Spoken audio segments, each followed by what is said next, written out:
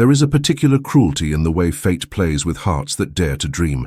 It is not the sudden violence of a shot or the well-aimed blow of a knife. It is something more subtle and devastating, the promise that turns into ashes in the mouth of those who expected honey. Here, where the horizon stretches infinite and merciless, men learn that hope can be more dangerous than any bandit.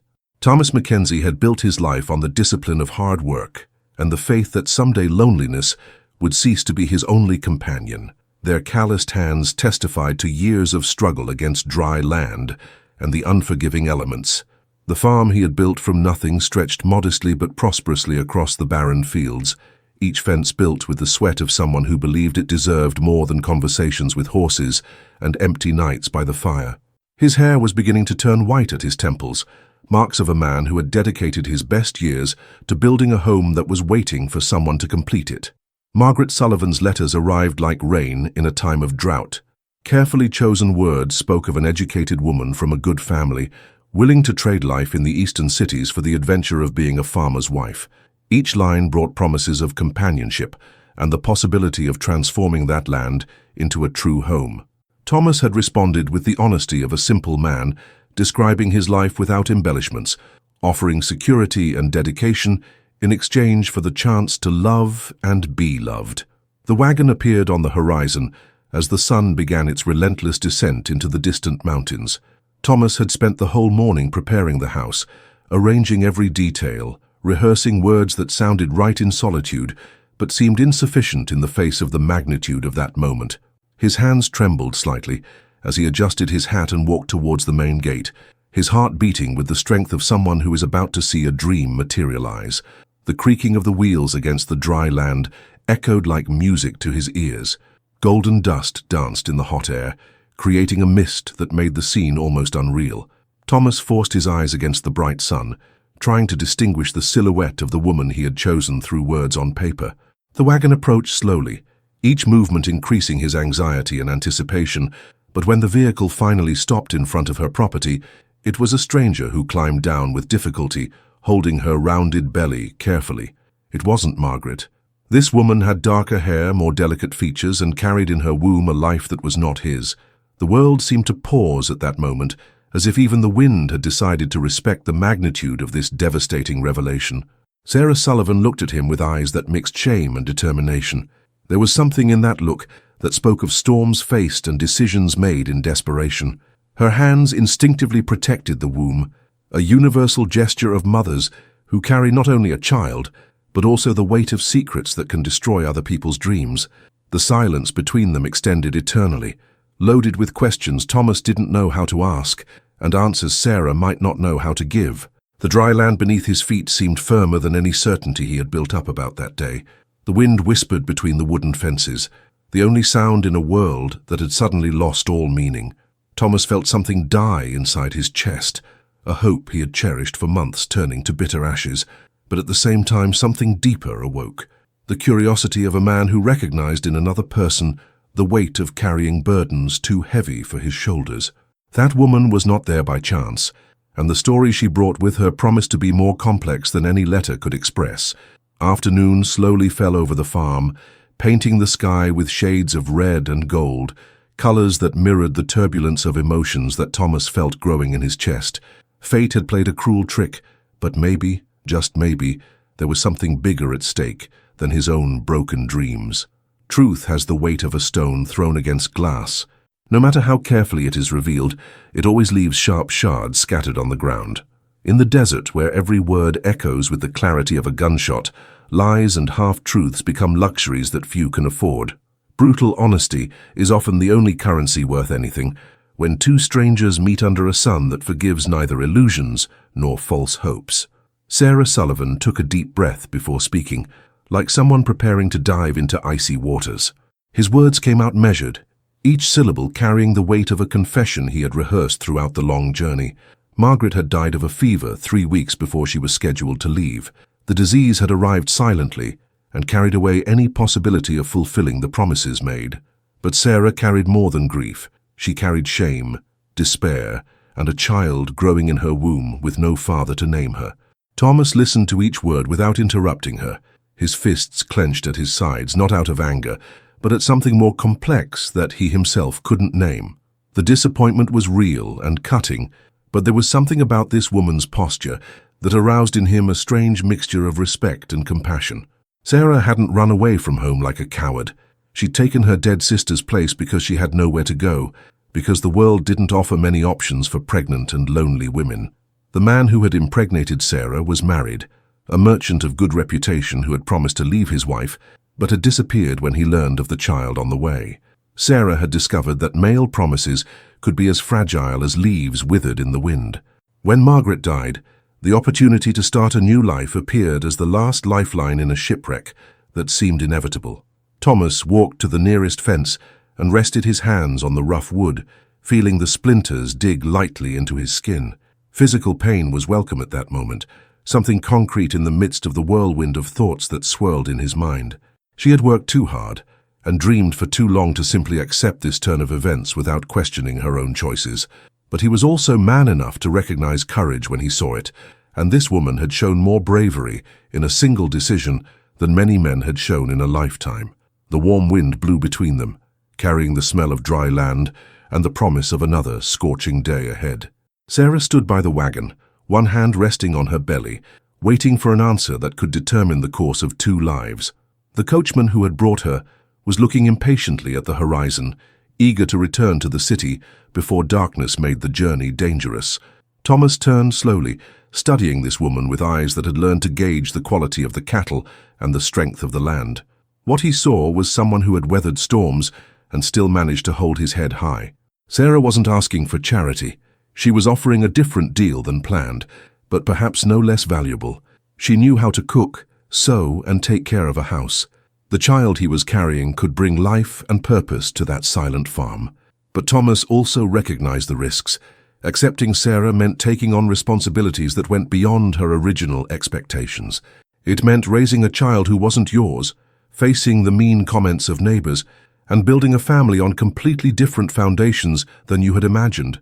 The decision he made in those next few minutes would define not only his future, but also the fate of a desperate woman and an innocent child.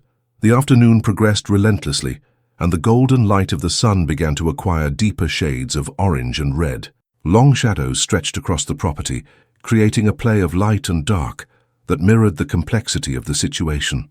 Thomas knew that some men in his position would simply send the woman away, considering themselves deceived and betrayed. But he was not like most men. He had learned that life in the West required constant adaptation, and that the best-laid plans could crumble like sand between your fingers. Sarah waited in silence, instinctively understanding that there were times when words were useless, and only time could reveal a person's true character. She had bet everything on that encounter, and now it only remained to find out whether her courage would be rewarded with compassion or punished with rejection. The fate of her child and herself depended on the decision of a stranger who had been deceived as much as she herself had been abandoned. There are decisions that are born from the head, and others that spring from the heart. The former are usually sensible, calculated, safe. The latter carry risks and possibilities that reason can never fully foresee.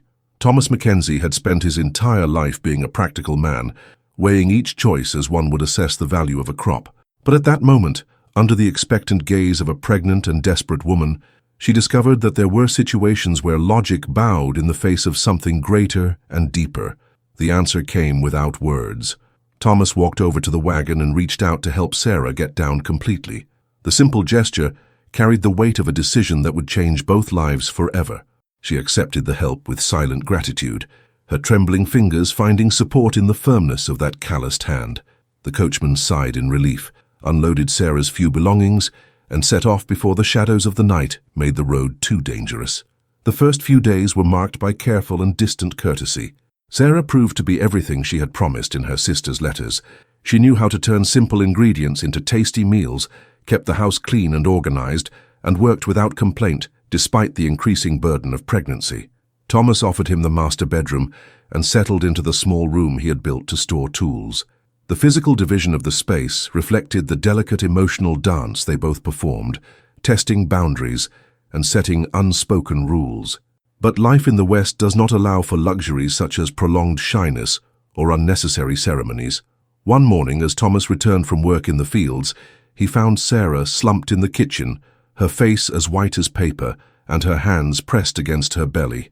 The panic he felt at that moment revealed a truth he had been trying to ignore. Within weeks, this woman and the child she was carrying had become too important for him to lose. Thomas carried Sarah to the bed carefully, his strong arms supporting her weight, as if it were something precious and fragile at the same time. He sent for the nearest midwife, an experienced woman who lived 2 hours away on horseback. While she waited, she stood by Sarah's side, offering fresh water and reassuring words, discovering that caring for someone might be more natural than she had imagined. The midwife, a grey-haired lady named Martha, examined Sarah with deft hands and decades of experience helping lives come into the world.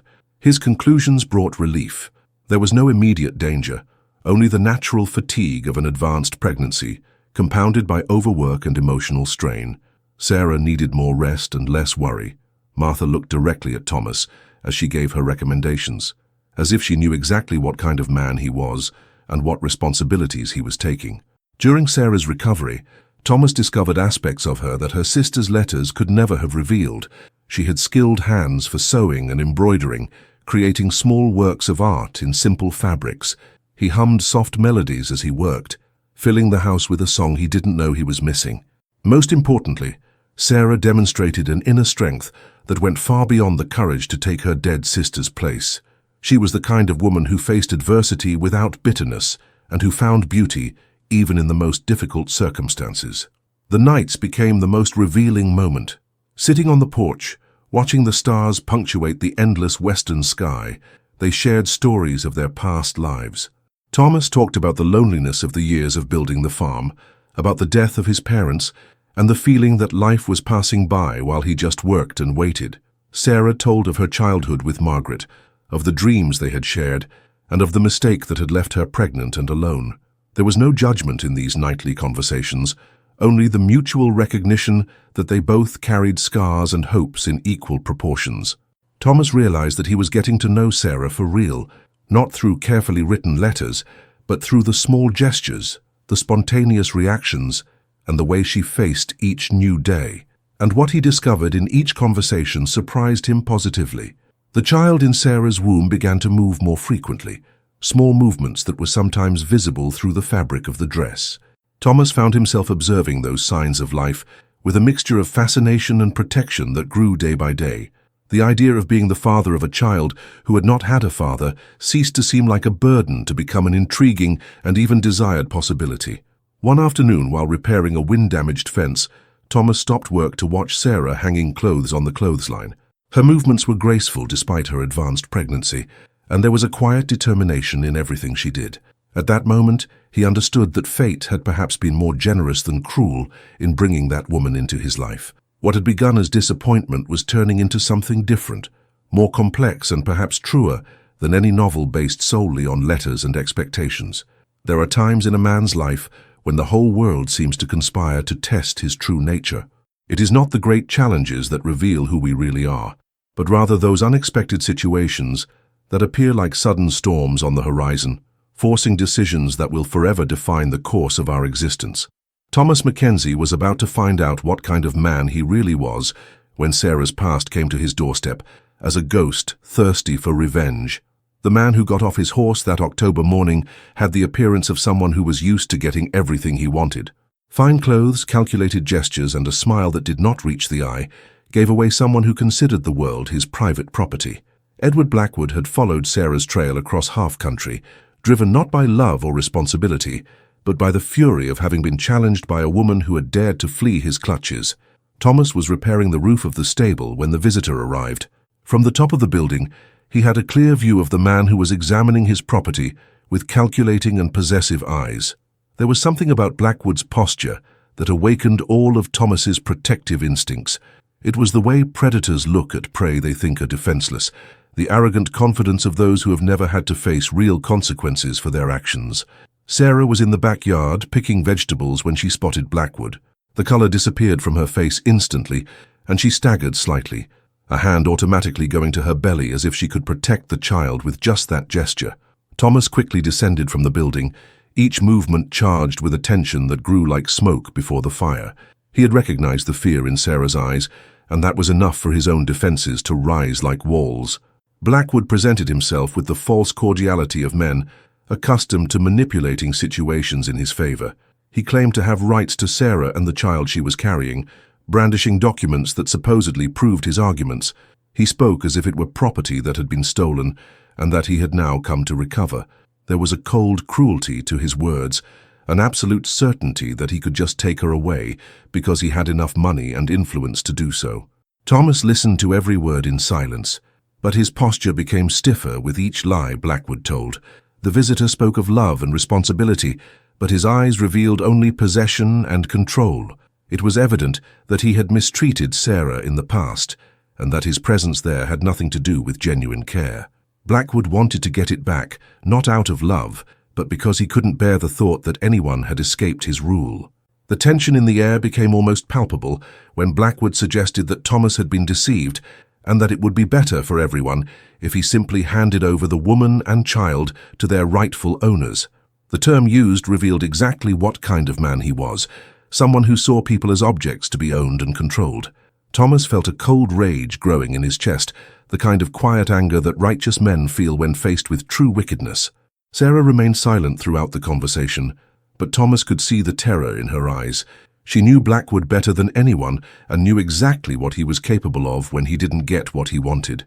The scars he had left on her were not just emotional, and Thomas began to understand that Sarah's escape had been a matter of survival, not just convenience. The turning point came when Blackwood lost patience with Thomas's quiet refusal to cooperate. Threats began to flow from his mouth like poison, promises to use his influence to destroy everything Thomas had built. He spoke of judges he bought, of laws he bent as he pleased, of a network of power that extended far beyond that isolated farm. He was the kind of man who corrupted everything he touched and who had never faced anyone willing to resist. But Blackwood had made a fatal mistake by threatening not only Sarah and her child, but also the life Thomas had built with so much sweat and dedication. The farmer had spent too many years battling ruthless elements to be intimidated by the threats of a well-dressed coward.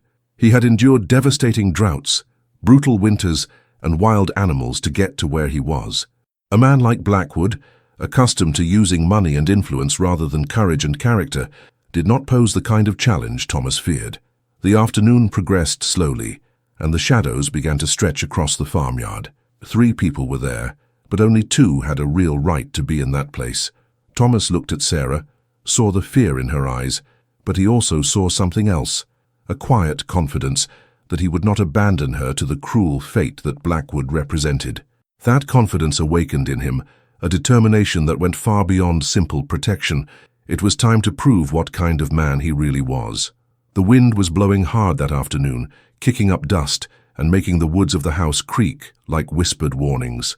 It was the kind of mood that seemed to foreshadow change, and Thomas knew that the next words and actions would determine not only the future of Sarah and her child, but would also definitely reveal what kind of character he possessed when tested by life's most difficult moments. True courage does not appear like a bolt of lightning that illuminates the dark sky. It is born slowly, growing in the breasts of ordinary men until it becomes an unstoppable force that not even fear can stop. Thomas Mackenzie had lived 43 years without needing to figure out what kind of hero he could be, but on that dusty afternoon, with the wind whispering stormy promises, he understood that some moments forever define who we are and what we are willing to fight for. Thomas's response came in the form of actions, not words. He walked slowly to the house and returned carrying a shotgun that had belonged to his father. He didn't point it out to Blackwood. He just held it with the tranquility of someone who knows the weight of responsibility. His eyes met those of the unwanted visitor, and in that gaze there was a determination that dispensed with verbal threats. It was the silent communication between 2 men who knew exactly what was at stake. Blackwood tried to keep on his mask of superiority, but something in Thomas's posture made him retreat a step. There was a difference between intimidating helpless women in the cities and facing a man hardened by life in the West, in his own land, protecting something he held sacred. Blackwood's arrogance began to crumble in the face of the reality that not every man could be bought off or bullied. Sarah stepped forward, positioning herself next to Thomas. He didn't say a word, but his choice was crystal clear as water. She had decided that she would rather face any consequence alongside that honorable man than return to the arms of the one who had hurt her. His hand met Thomas's arm, a simple gesture that sealed an alliance forged not in roles or ceremonies, but in the mutual recognition of shared values. The confrontation that followed was brief but definitive. Blackwood tried one last card, vowing revenge and vowing that he would return with the law on his side. But his words rang hollow in the face of Thomas's quiet determination and Sarah's renewed courage. The farmer did not respond to the threats. He simply stood there, firm as the mountains on the horizon, unshaken in his decision to protect those he had chosen to love. Blackwood's retreat was more pathetic than glorious.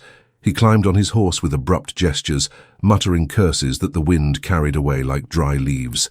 He left raising a cloud of dust, but everyone knew that it was an escape disguised as a threat. Men like him thrived in the shadows, preying on the vulnerable, but withered when confronted by those willing to fight for real.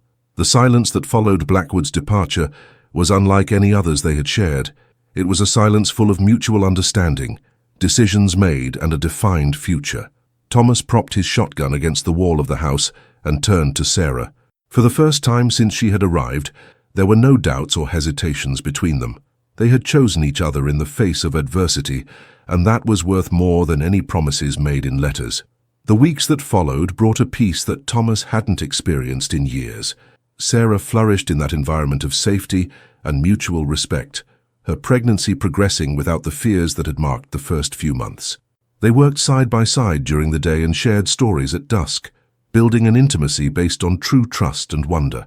The child's birth took place on a cold December morning, with Martha again present to guide the process. Thomas waited in the kitchen, listening to the sounds coming from the room and feeling an anxiety he had never experienced.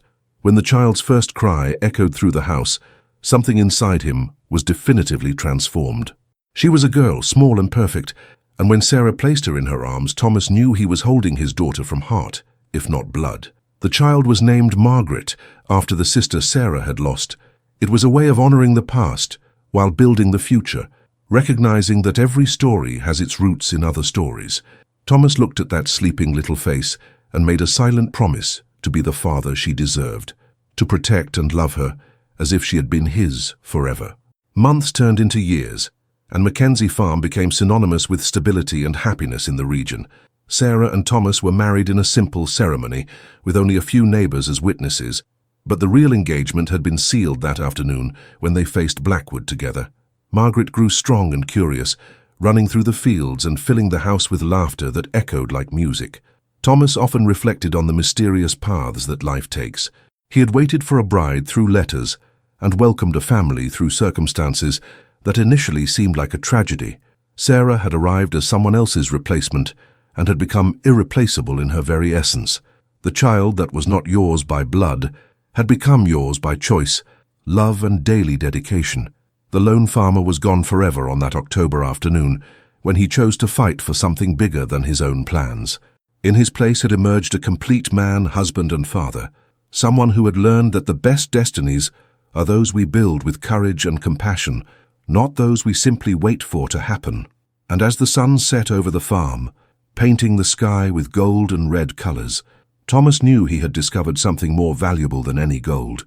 He had found his true family, forged not in the facilities, but in the difficult choices that reveal who we really are when tested by life. If this story of courage and survival has touched your heart, you can't miss our upcoming adventures in the American Wild West. Subscribe to the channel and activate the bell so you don't miss any of the stories that reveal true human nature under the relentless desert sun.